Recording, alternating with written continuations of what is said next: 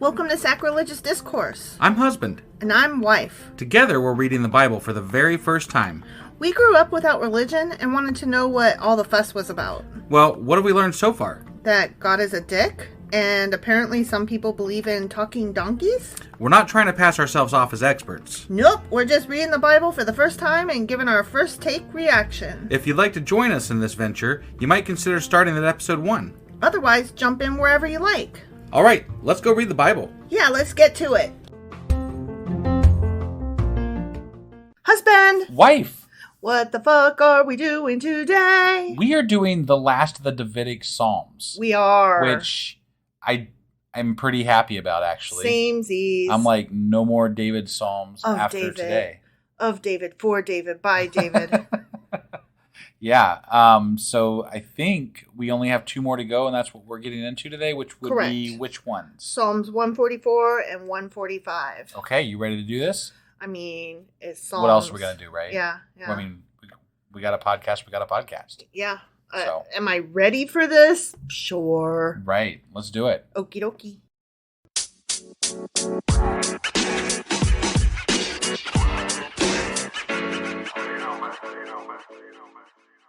All right, let's jump into Psalm 144. Let's do that. It is of David. David, yes. We're almost done with that, but it's We're still almost of done, David. Yes.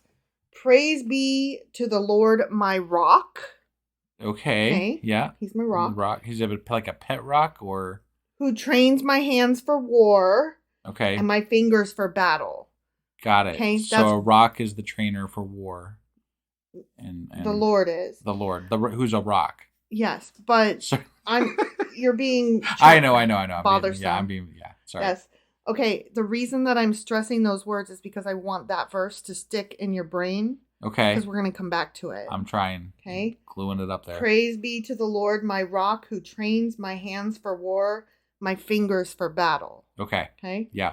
Important stuff there. Got it. He is my loving God and my fortress, my stronghold and my deliverer, my shield in whom I take refuge, my God. refuge, like refuge. That's that was like a list of all the hot terms. Yeah. Yeah. Who subdues peoples under me. Okay. Yeah, Yeah. I get to be in charge and kill people, and he helps me do that. Yay, God. Uh-huh. Yeah. Oh, Lord, what is man that you care for him? The son of man that you think of him? Man is like a breath. His days are like a fleeting shadow. Yeah. Yeah. Yep. Part your heavens, O Lord, and come down. Touch the mountains so that they smoke. Send forth lightning and scatter the enemies. Shoot your arrows and rout them. So he wants a storm. Kill people. Got it. Right. Kill people. With a storm. Do it. Reach down your hand from on high. Deliver me and rescue me from the mighty waters, from the hands of foreigners whose mouths are full of lies, whose right hands are deceitful. You notice how they never really talk about them being like violent towards them. Just lies and talking lying. shit, basically. Those people are always lying and talking shit. But then they counter the talking shit with, can you kill them, please? Yeah, I want to dance in their blood, and I want to throw their babies against rocks. Yeah. Yeah, that sounds good. Yeah. I will sing a new song to you, O God.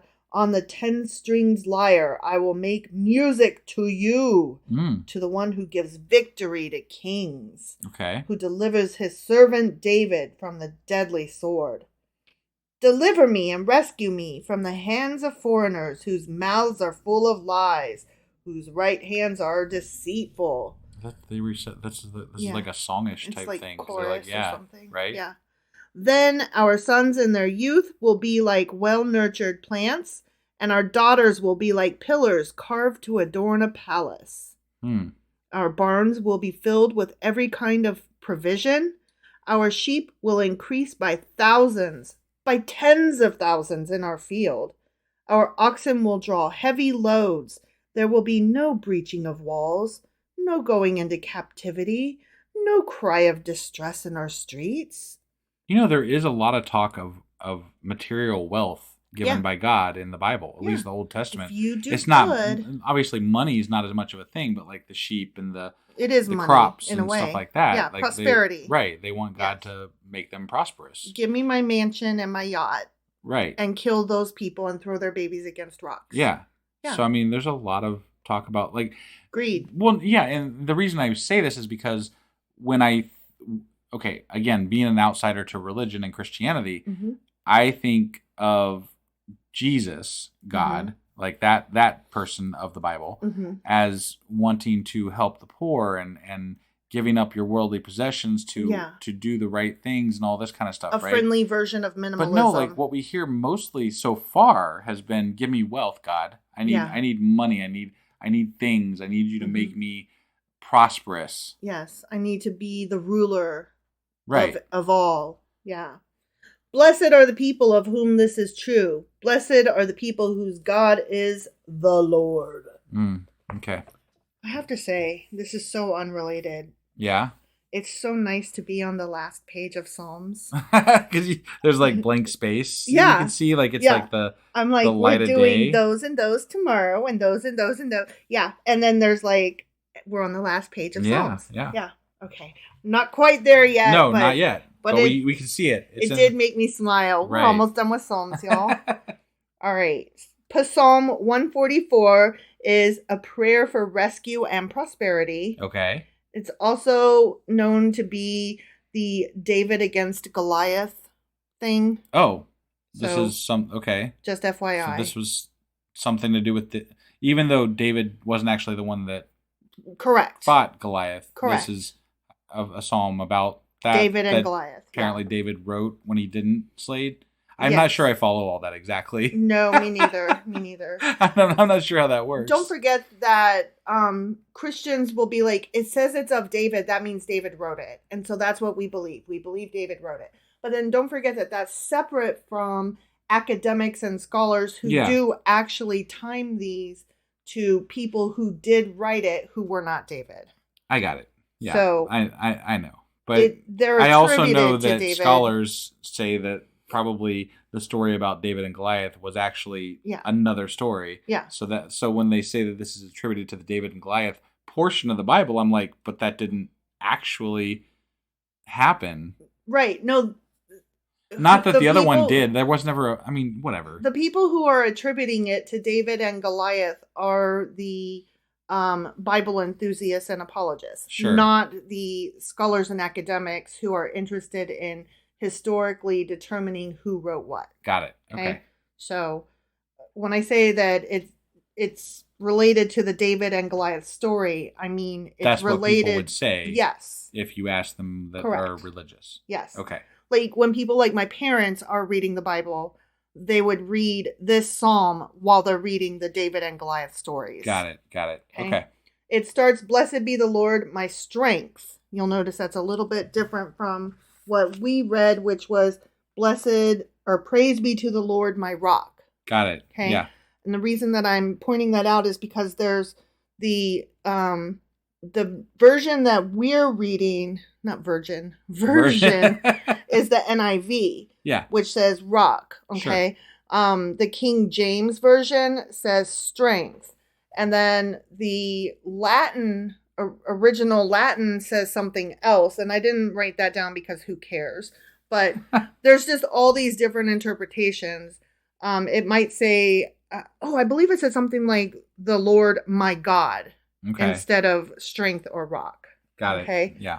But that doesn't say where it goes on to, which is, the whole my hands and my fingers war and weaponry and stuff. Right. Yeah. Okay. We're going to get into that in a second. Okay. So with the development of the ideal of the knighthood in the 12th century, so the 1100s. Yeah. Verse 1, "Blessed be the Lord my strength, which teacheth my hands to war and my fingers to fight." Yeah. That came to be seen as a fitting prayer for the Christian warrior. We're coming back to that in a second. Okay. And so references to that are found inscribed on a number of high medieval swords. Oh, wow. Yeah. So this was like a Crusades type thing. Yes. Got it. That's why I was like, make sure you pay attention to those lines. Okay. Yeah. Now, in 2015, a gun shop in, of course, Florida. If it wasn't Texas, of course it was Florida, right? Yeah. Produced an AR-15 named the Crusader. So it's interesting that you said the Crusades. Yeah. Engraved with Psalm 144, verse 1, ostensibly so that it could never be used by Muslim terrorists because, of course, Muslims cannot spell out the name of God. So, it says, God is my rock or my stone or whatever. Right. And he trains my hands for war and my fingers for battle. Sure. So I'm going to include in the show notes, I'll send you a few different links. Okay. But the gun shop who made this, they were taking requests of what else could be on that lower section of the stock. Yeah. And people were like asking all kinds of requests, and they were not good, but they were all like kill, kill, kill, get them. Sure. And, yeah, I can imagine. Yeah, all kinds of different quotes, and only about 60% of them were from the Bible, but they were all war-hungry ones. Yeah. Yeah, it was pretty gross. If Jason Aldean, I don't care how you pronounce his name, it doesn't really matter.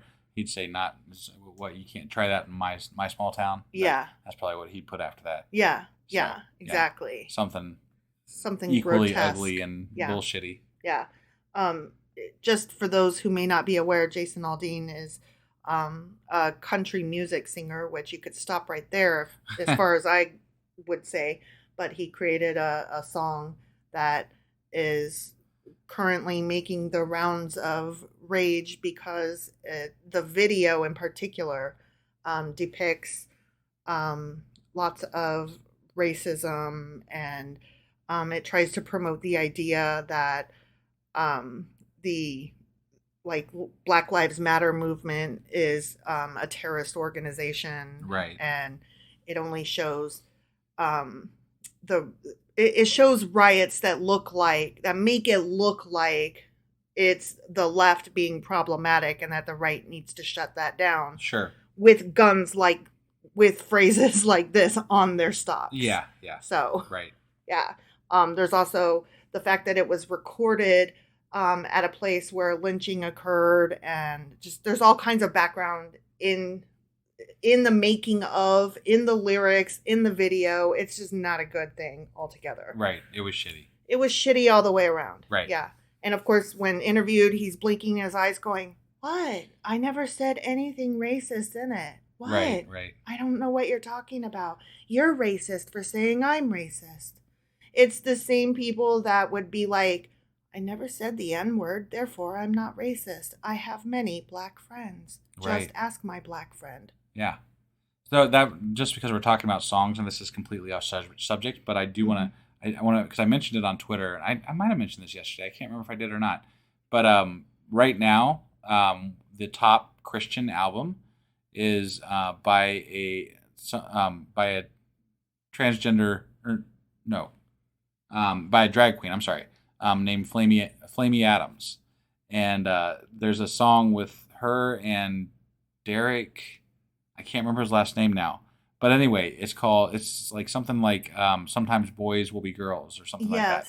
Yeah. And it's really, okay, I am not a Christian music fan, but like the song is so powerful and amazing. It's not a country song. Oh God, no. It's not a country song in really, either sound or message. I imagine that most Christians are like, "That's not a Christian. Fuck you. I don't agree with that." So I don't understand how that's on I know. I'm so blown away by it. And I actually posted it on our Twitter feed the other day because it's such an amazingly great message, I think, for what I would, if I were to support a Christian group, it would have to look and act somewhat similar to like this type of song that I heard, message. That message. Yeah. And I was so happy to see that and they, both of them, Flamey Adams and the Derek, I can't remember his last name. I'm so sorry. I'll put it in the notes. But they both reached out to me and thanked me for sharing it. And I didn't know that. That's awesome. No, it was, I highly suggest at least checking out that song because it was a really powerful video and song. And it's actually, I approve. Of that song. Yeah, it's a great message. I haven't said that about a Christian song maybe ever. See, now, when you sent it to me and I watched the video and I listened to the song, I got zero understanding that it was by a Christian group. and it did not sound country in any way whatsoever. Right. So you telling me that it's by a Christian group, I'm like, wait, what? That doesn't track. Well, yeah. I mean, Flamey Adams is a Christian drag queen that sings. So, I mean, that's basically what it boils down to. So I learned a thing, and that's amazing. Right, yeah. So good So stuff anyway, there. I wouldn't ever probably again even maybe suggest checking out Christian music, but maybe check that one out. That's all. I think you should. It's a good song. I was really impressed. Yeah. So it's a super good song, and I promise you it's not country. Right, yeah. That matters to me. It might not matter to everybody, but it matters to me. Yeah. Because I don't do country. Sorry, I didn't mean to go off about Christian music there, but I just did. Well, so. It usually sucks. Right. So there you have it. Yeah. All right. So going back to that gun with that message about, I like to shoot people, yes. I put the Bible on my gun. Right. And that gives me permission to be gleefully murderous. Sure. The Council on American Islamic Relations responded with disapproval, which, sure, as well they should. Right. Yeah. Yeah. But when I looked this up, because I was like, wait, what? There's some news story about it. So yeah, it's well worth taking the time to read that as well. Okay. All right. So, okay, now we are moving on to Psalm 145. Okay. The last Davidic psalm. It is a psalm of praise. Okay. And it is also of David. Yeah, like it just. Yeah. David. Yeah, yes, David. The last one. Mm-hmm. Thank goodness. Right. There ain't a lot left, so even if it wasn't the last one.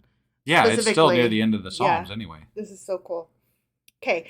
I will exalt you, my God the King. I will praise your name forever and ever. Every day I will praise you and extol your name forever and ever. Great is the Lord and most worthy of praise. His greatness no one can fathom. One generation will commend your works to another. They will tell of your mighty acts. They will speak of the glorious splendor of your majesty. And I will meditate on your wonderful works. This is so boring. Yeah, this is really, sorry. Yay. Sorry, but it's dull. Yeah, right. I mean, we're talking about his acts, not in a glorious way. Right. So I guess partly it's true. We are talking about his acts. Sure. But. Yep. They will tell of the power of your awesome works, and I will proclaim your great deeds. They will celebrate your abundant goodness and joyfully sing of your righteousness. La la la. The Lord is gracious and compassionate, slow to anger. Bullshit. And rich in love. We've had this conversation. He doesn't even like the fucking Israelites. He said as much. He's like, you guys are alright, I guess, if I gotta pick somebody. Yeah. He's whatever. Like, these bitches. Right? The Lord is good to all. He has compassion on all he has made. Except for those that they kill because they don't agree with him. Apparently he didn't make them. Those I don't think you can call that compassion. No, I wouldn't. That's not what the word compassion means. Not in my book, anyway. Not in the Merriam-Webster dictionary either. Right, so, yeah. All you have made will praise you, O Lord. Your saints will extol you. They will tell of the glory of your kingdom and speak of your might, so that all men may know of your mighty acts and the glorious splendor of your kingdom. Your kingdom is an everlasting kingdom, and your dominion endures through all generations. Okay. Blah, blah, blah. The Lord is faithful to all his promises and loving toward all he has made. No. That's not true. It's not true. It's literally just a small group of people that he fucking kind of is loving to sometimes when he feels like it. Yeah. That's it. I'm going to say that either he didn't make everybody or this is a out and out lie. Well, and that's, but the not making everybody is kind of one of those things like, where did all those people in the land of Nod come from? Right. Where did they come from? What the fuck was that? Did he make them? Were they just there? Were they like a... Well, remember how gods were like just little local deities? Right. It's almost like, I made these guys, but I didn't make those guys. Right, except for that sometimes they want you to be like, he made everything. He made everything. But no, he's actually a local god that still didn't exist, but still a local god. He got blown out of maybe proportion. kind of sort of created something, and then they're like, oh, wait, but there's other people over there. Of course there's other people. Why wouldn't there be other people? Right. We're just, here, man. Yeah. I just don't get it. Yeah. The Lord upholds all those who fall and lifts up all who are bowed down, except for Uz. Fuck Uz. Well, Job too. And Job. Fuck Job. And Moses doesn't get to see the land. Because he hit the rock wrong. Yeah, fuck him. Whenever I hit a rock wrong, I'm like, God damn it. I'm probably fucked. You're fucked. Yeah. You don't get to enter the promised land. The Lord does not uphold all those who fall. He's like, you fell. Get your own self. Pull yourself up by them bootstraps, because that's how that works. The eyes of all look to you, and you give them their food at the proper time. You open your hand and satisfy the desires of every living thing. The desires of every living thing. That's a lot that he's doing with his hand there. He's doing something. The Lord is righteous in all his ways and loving toward all he has made. Can this be done now? The Lord is near to all who call on him, in truth. In truth, eh? Mm-hmm. Okay. He fulfills... So Fox News is right out. Right, yeah. He fulfills the desires of those who fear him. He hears their cry and saves them. The Lord watches over all who love him, but all the wicked he will destroy. Yes. That's not love, then. You've got to love and fear him in equal proportion, and then he will maybe do right by you, apparently. And if you're wicked, he will destroy you, because when you love something, you destroy it if they do bad. Right. It's almost, I feel like they equate the word love and fear as almost the same fucking thing in the Bible. Yeah. And respect. It's thrown in there as they've got to be like equal in measure when you're worshiping God. They're synonymous. Right? Like the way you should love and fear and respect your parent. And if your parent doesn't like you, then they get to what? Squash you and throw you down a well? I've never liked that. Like, okay, I'm all for respecting people of all walks of life, but age and position do not make a respectable person. Right. You have to earn that shit. Yeah. And for me, that's part of what a God should be willing to do too, is earn your fucking respect. Yeah. And if you're a God or a parent or anybody and you're not willing to earn my respect, well then fuck you. Yeah. No, I totally agree. Totally agree. My mouth will speak in praise of the Lord. Let every creature praise his holy name forever and ever. Yeah. Yep. Okay. So that was Psalm 145. No more David. Woo-hoo! Yeah. So Psalm 145 is praise for the Lord's goodness, and power. Yeah. It starts, I will extol thee, my God, O King. And this, as we said multiple times now, is the last psalm in the final Davidic collection of psalms, comprising numbers 138 to 145, which are specifically attributed to David in their opening verses. Okay? Yeah. This is also the last of the 9 acrostic psalms. It's an alphabetical acrostic. Okay. Which I think all of them have been. No, not all of them. Oh, okay. No, I thought, okay, all right. No, there were only a few that were. Sure. Not all of them are. Okay. The initial letter of each verse in this was began with the Hebrew alphabet in sequence. Right. Okay. The Dead Sea Scrolls version also ends each verse with the recurring refrain, Blessed be Yahweh, or YHVH. Right. And blessed be his name forever and ever. And adds at the end of the psalm the tag, This is for a memorial. Oh, so it's apparently for a memorial, huh? Yeah. Okay. Whatever that's okay. Yeah. Did you like my solid hard pause? Like, yep, that's it. Got it. Yeah. I'm memorialize that. Done. All right. So that was the last Davidic psalm, which we read 144 and 145 today. Correct. I was right. Oh, hell this time.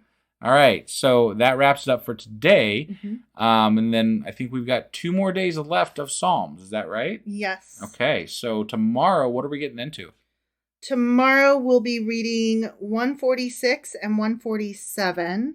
Okay. And then the day after that, we'll read 148, 149, and 150. Awesome. Well, stay tuned, and we'll see you soon. Yep. Bye.